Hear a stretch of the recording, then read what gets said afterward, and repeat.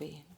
Temos aí 3 presidentes, né? O primeiro, eu vou falar agora, que é Juscelino Kubitschek, o JK.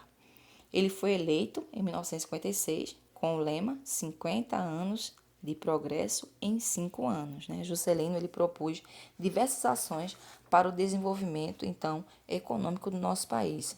Foram criados, né, programas para o desenvolvimento industrial e também na geração de energia, indústrias elétricas e de comunicação, metalúrgica, indústria de aço.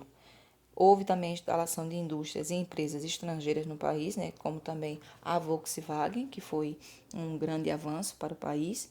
Então, o JK, ele foi responsável pela construção de uma nova capital. A capital, então, do Brasil passou a ser Brasília, né, projetada por Oscar Niemeyer e Lúcio Costa. Brasília, então, tornou-se o símbolo do espírito empreendedor e otimista. E então, do presidente, né? Otimismo, então, do presidente. Ele foi considerado o mais popular do Brasil. JK foi eleito, o presidente eleito, né? Depois que JK ele deixou a presidência, o presidente eleito foi Jânio Quadros, esse que da foto do meio, que está aí de óculos.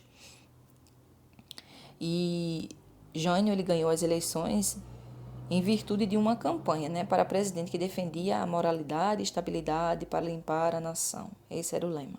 Então, por isso, o símbolo da campanha de Jânio Quadros era uma vassoura, porque ele realmente queria limpar, né, fazer todo esse processo.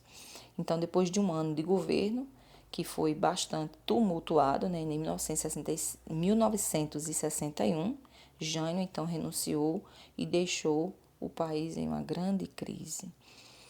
E depois da renúncia de Jânio Quadros, o vice-presidente João Goulart, ele assumiu a presidência da República, que é o último da terceira foto. E os militares eram contra a posse, pois não aprovavam a ligação de Jânio, como era conhecido, né? Ele era conhecido como Jango. Com os sindicatos e trabalhadores, Jânio apresentou um plano de reforma para, então, diminuir as desigualdades sociais do país, né, pelo qual o país estava passando. Em um grande comício no Rio de Janeiro, Jango, que era conhecido, né, anunciou para mais de 300 mil pessoas que daria início às reformas, né, com a distribuição de terras, a reforma agrária e a nacionalização, então, das empresas estrangeiras aqui no país. Após o comício, então, houve notável reação de alguns setores da sociedade e a classe média, né, grandes proprietários de terra e empresários militares de São Paulo, foi realizada uma passeata contra as reformas do presidente, que contou aí com 400 mil pessoas. Então, no dia 31 de março de 1964, os militares, então, tomaram o poder e, assim, teve início a ditadura militar, que vamos conhecer agora, a ditadura militar.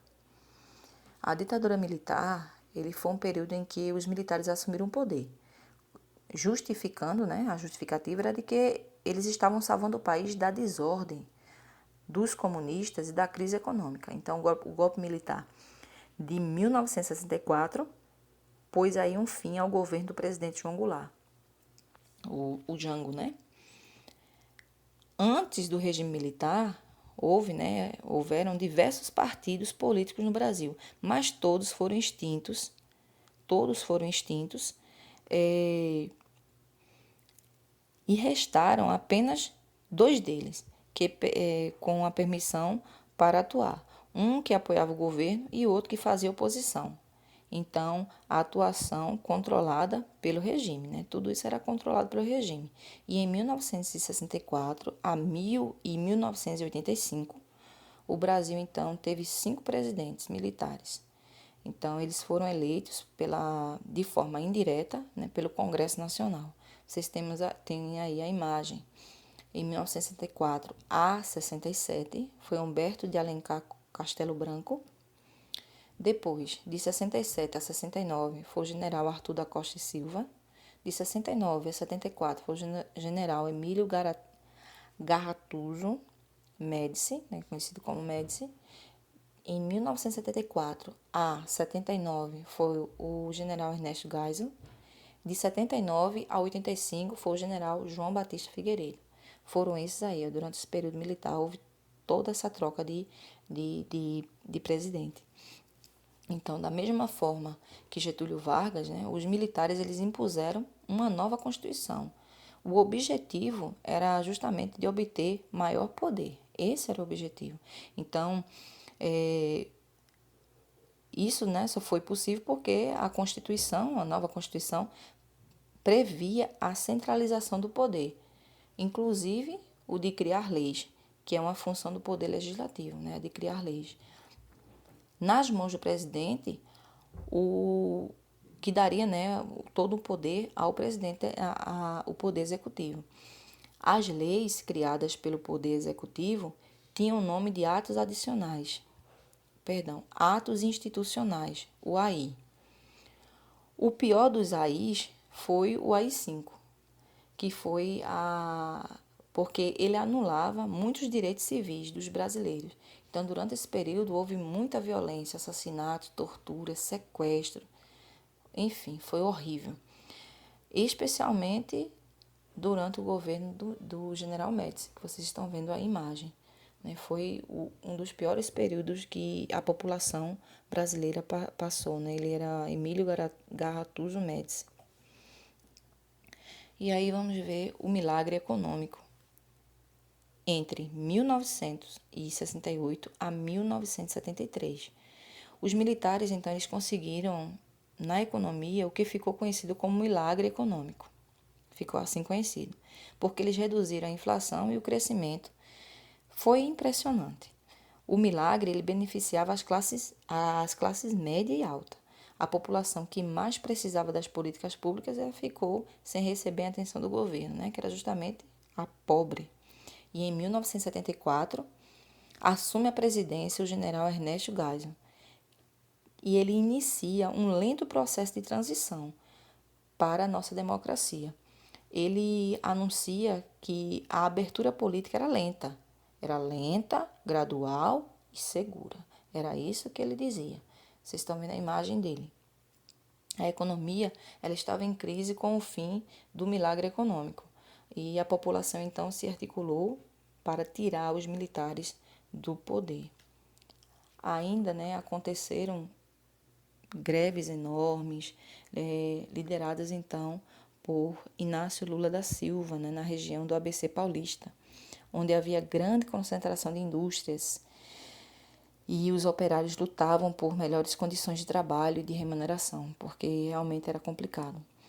O general João Batista Figueiredo, que vocês estão vendo na imagem do meio, que foi o último presidente da ditadura militar de 1979, ele decretou a lei de anistia, cedendo então a todos os artistas, políticos e demais brasileiros que foram expulsos do país pelo regime militar o direito de voltar para o Brasil. Eles foram embora porque aqueles não tinham direito de expressar sua opinião, expressar, o que eles pensavam. Então eles foram expulsos e aí durante esse período do general ele deu a anistia, concedendo a eles o direito de voltar para o seu país de origem. E aí começamos então a campanha das diretas, as diretas já.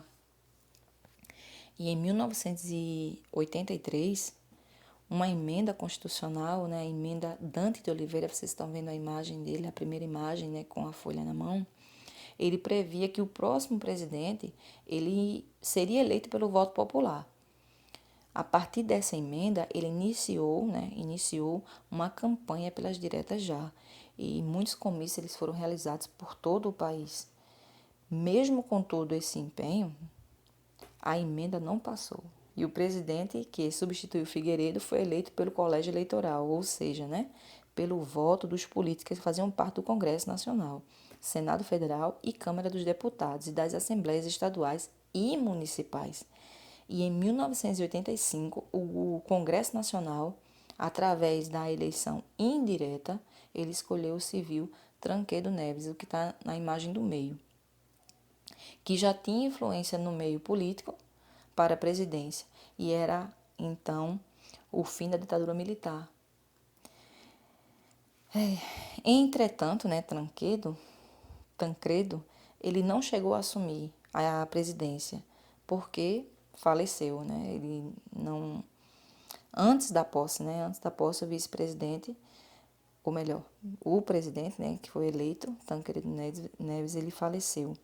E então, o vice-presidente, que era José Sarney, que está com a imagem aí colorida, ele assumiu a presidência. Então começava a nova república. Vocês estão vendo também o começo de Tancredo Neves, né, de 1984. Quando ele ganhou, não assumiu.